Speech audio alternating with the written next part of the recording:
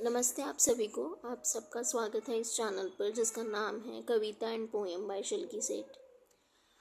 आज की मेरी कविता हिंदी में है और कविता शुरू करने से पहले एक विनती करना चाहूँगी कि कृपया करके इस कविता को अंत तक सुनिएगा, क्योंकि शायद कविता को या किसी भी चीज़ को अंत तक जानने के बाद, पूर्णतः जानने के बाद ही हम उस पर सटीक तौर पर प्रतिक्रिया दे पाते हैं।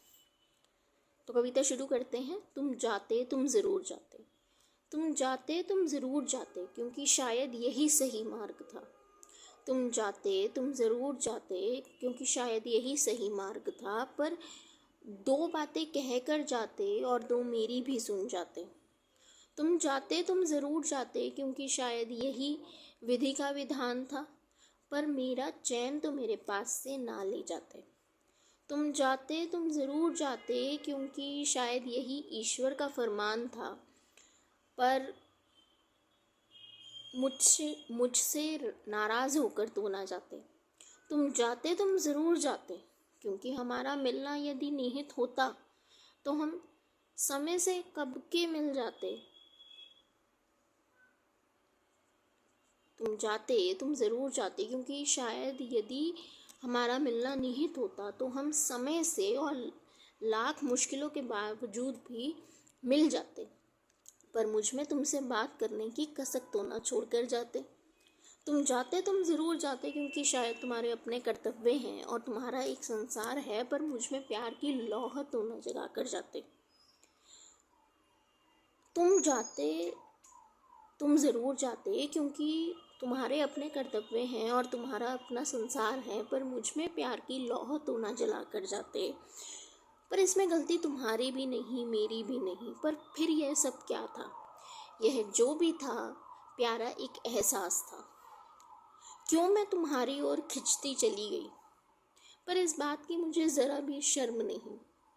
बस चिंता थी तो इस बात की कि कहीं इस एहसास को कोई गलत नाम न दे दे, और ना ही तुम्हें कोई गलत कहे और ना ही मुझे कोई गलत इल्ज़ाम दे दे। ना ही तुम्हें कोई गलत कहे और ना ही मुझे कोई गलत इल्ज़ाम दे दे। और कोई गिला शिकवा नहीं तुमसे, अपितु धन्यवाद तुम्हें इस सौगात के लिए कहना था। बस एक ही बात की तुमसे शिकायत है कि एहसास जगाकर इतना प्यारा सा मुझसे यूं रूठ कर तो ना जाते। मुझे डांट लेते, मुझसे हट कर लेते, पर मुझसे बात करना तो ना बंद करते। तुम जाते तुम ज़रूर जाते, पर जाने से पहले मुझे तुम्हें भूलना सिखा जाते।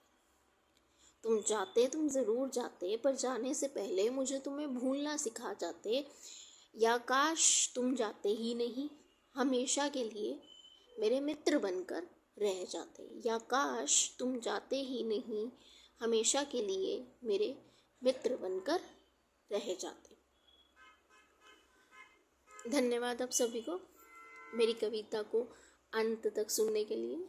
ये आशा करती हूँ कि आपने कविता अंत तक सुनी होगी और अपनी प्रतिक्रिया ज़रूर दीजिएगा इस पर, क्योंकि लिखने वाले का सबसे बड़ा अस्त्र कह लीजिए या शस्त्र कह लीजिए यही है कि श्रोता उसे सुन रहा है तभी तो प्रतिक्रिया दे रहा है।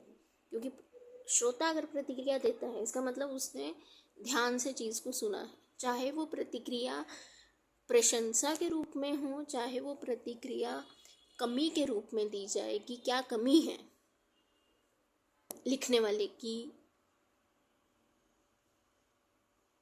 चीज़ में, लिखने वाले की कविता में या लिखने वाले के निबंध में, जो भी है, जो भी उसने लिखा है। तो ताकि क्योंकि उसी के सहारे, क्योंकि उसी प्रतिक्रिया के सहारे वो अपनी आने वाली जो भी चीज़ें होती हैं, जो भी वो आने वाले समय में लिखता है, उसमें बेहतरी कर सकता है, उसको बेहतर तरीके से और बेहतर तरीके से लिख सकता है। तो मिलते हैं अगली बार एक नई कविता के साथ। जल्द ही मिलेंगे इस बार। और प्रतिक्रिया ज़रूर दीजिएगा अपनी इस पर। धन्यवाद।